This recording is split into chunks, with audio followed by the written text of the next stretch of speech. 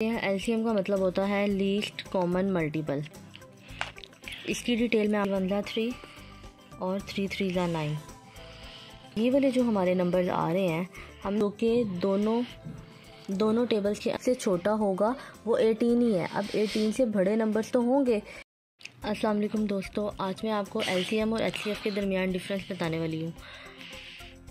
LCM का मतलब देख लेते हैं। एलसीएम का मतलब होता है लीस्ट कॉमन मल्टीपल। इसकी डिटेल मैं आपको बाद में बताऊंगी। अब पहले हम देखते हैं कि एलसीएम हम लेते कैसे हैं। एलसीएम लेने के लिए मैं दो नंबर्स लेती हूँ। अगर मैं कहूँ कि मैं 6 और 18 लेती हूँ और इसका मैंने लेना है एलसीएम, वो कैसे लूँगी मैं। 6 और 18 को लिखा और मैंने देखना है कि ये दोनों नंबर कौन से टेबल के डिविजिबल हैं। तो हमें पता लग रहा है कि 2 जो है वो एक ऐसा नंबर है जिसमें 6 भी आता है और 18 भी आता है। तो मैं लिखूँगी 2 3 ज़ा 6, 2 9 ज़ा 18।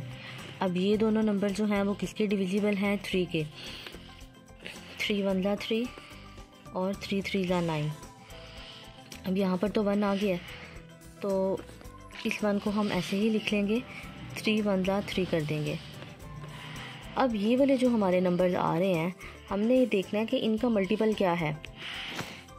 अगर मैं 2 × 3 × 3 करूँ तो क्या 2 3 ज़ा 6 हो जाएगा, 6 3 ज़ा 18। इसका मतलब है कि 6 और 18 का जो एलसीएम है वो क्या है? 18।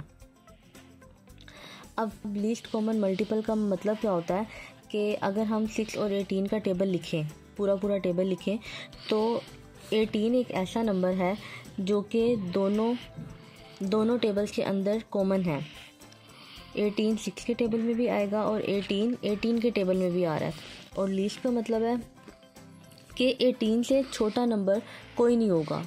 ऐसा कॉमन नंबर जो कि सबसे छोटा होगा वो 18 ही है। अब 18 से बड़े नंबर्स तो होंगे, हो सकता है वो कॉमन भी हों, लेकिन 18 एक ऐसा नंबर है जो कि दोनों टेबल्स के अंदर कॉमन है और लीस्ट है, सबसे छोटा नंबर है।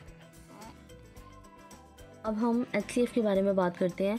एचसीएफ निकालने का तरीका क्या है कि अगर मैं सबसे पहले कोई नंबर लूँ, अगर मैं लूँ एक 12 और एक 18 नंबर लेती है, तो इसके लिए मैंने क्या करना है, 12 और 18 को लिखा। हमने कोई सा ऐसा नंबर यहाँ पर लिखना है जो कि इन दोनों का डिविजिबल हो। तो हमें पता लग रहा है कि ये 2 के टेबल में आ रहे हैं। 2 6 ज़ा 12 हो जाता है, 2 9 ज़ा 18। 2 के टेबल में ये दोनों नंबर्स आ रहे हैं। अब हमने देखना है कि यहाँ पे कौन सा ऐसा नंबर आएगा जिस पे ये दोनों, ऐसा कौन सा टेबल लें जिस पर ये दोनों नंबर आ रहे हैं। तो हमें पता लग रहा है कि 3 के टेबल में ये दोनों नंबर्स आते हैं।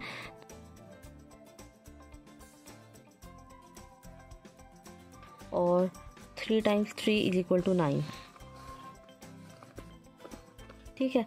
अब यहाँ पर हमारे पास कोई ऐसा नंबर है जिसके ऊपर ये दोनों नंबर जा रहे हो, जिसके अंदर ये दोनों नंबर आ रहे हो? तो ऐसा नहीं है। 2 एक अलग टेबल में आ रहा है, 3 एक अलग टेबल में आ रहा है। तो एचसीएफ में हमने क्या करना होता है, हमने यहाँ पर जाके ख़त्म कर देना होता है। ऊपर हमने एलसीएम के अंदर जब इन नंबर्स को तब तक डिवाइड किया था जब तक हमारे पास 1 1 नहीं आ गया था, लेकिन यहाँ पे सिचुएशन डिफरेंट है।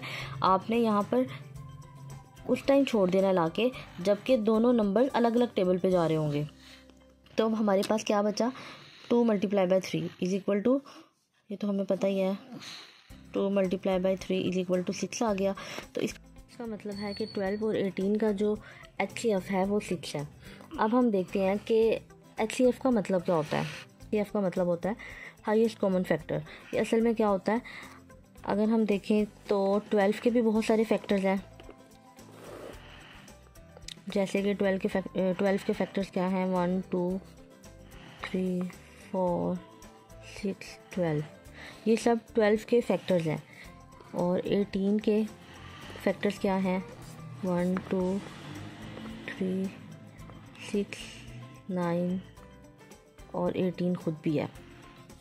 अब इन दोनों नंबर्स के जो फैक्टर्स हैं इनमें मैंने कोई ऐसा नंबर देखना है कि जो कि सबसे बड़ा भी हो और कॉमन भी हो। तो ऐसा कौन सा नंबर है जो कि सबसे बड़ा भी है और कॉमन भी है, तो वो 6 है। 6 एक ऐसा नंबर है जो कि ऊपर वाले फैक्टर्स में भी आ रहा है और नीचे वाले 18 के फैक्टर्स में भी आ रहा है।